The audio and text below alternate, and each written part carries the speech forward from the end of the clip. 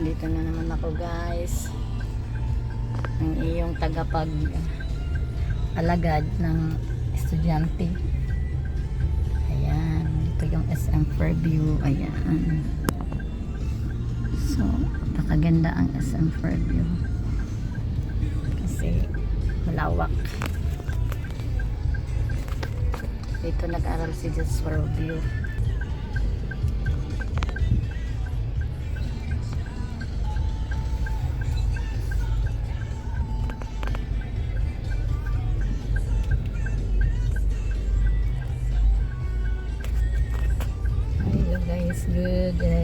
Good afternoon everyone. Hello.